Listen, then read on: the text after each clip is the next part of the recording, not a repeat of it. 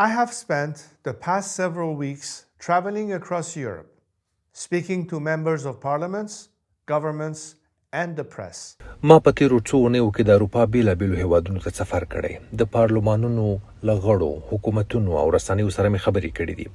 زما د سفر یو هدف و هغو میلیونونو ایرانیانو ته غږ ورکول چې د اسلامي جمهوریت د هغه د ترهګرۍ او د انټرنیټ د بندیز له امله یرغمل شوي دي. هغه میلیونونه ایرانیان چې چوپ کړل شوي دي. خو اوس زه په ډاډ سره ویلی شم چې دا چوپتیا او دا سانسور یوازې د ایران د رژیم لخوا نه دی، بلکې د نړیوالو او په ځانګړي ډول د اروپایي رسنیو لخوا هم روان دی. نو زه غواړم مستقیم د اروپا خلکو ته خبرې وکړم.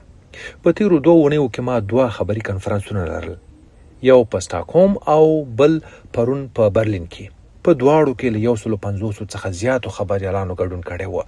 موږ له 2 ساعتونو زیات وخت یو ځای تیر کړ او په دې 2 ساعتونو کې له 150 خبریالانو څخه یو هم له ما څخه د هغو 40,000 ایرانیانو په اړه پوښتنه ونه کړه چې د جنوري په 8 او 9 د خپل هیواد په سړکونو کې ووژل شول.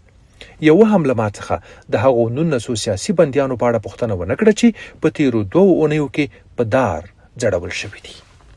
کله چې ما هغوی ته وویل چې اوس مهال 20 سیاسي بندیان د مرګ په سزا محکوم دي، یو هم پوښتنه ونه کړه.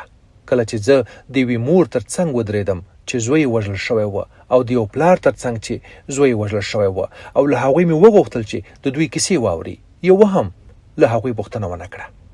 دلته و هغه اروپا چې په زړه کې ځان د بشري حقونو، عدالت او کرامت مدعي بولي، د هغوی خبریالانو خپل مسلکي مسؤلیتونه او حتی اخلاقی بی‌طرفي پریښې ده.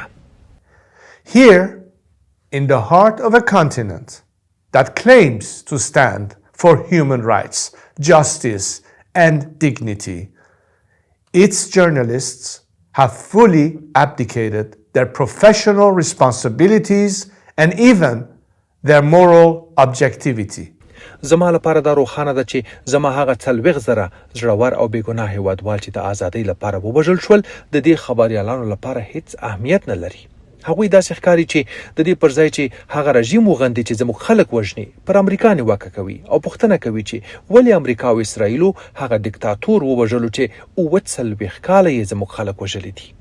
هغوی د ایران د تیر تاریخ په اړه پوښتنې کولې، نه د دې په اړه چې نن په ایران کې څه روان دي او نه د هغه دیموکراتیک راتلونکي په اړه چې ایرانیان یې غواړي.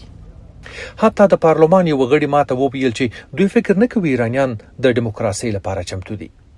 خو زه هغه پارلماني غړي او هغه خبریالانو ته وایم ایرانیان نه یوازې د دیموکراسۍ لپاره چمتو دي، بلکې 40,000 کسانو خپل ژوند د دې لپاره قرباني کړی دی او زه به اجازه ورنکړم چې دا قرباني بې ګټې شي.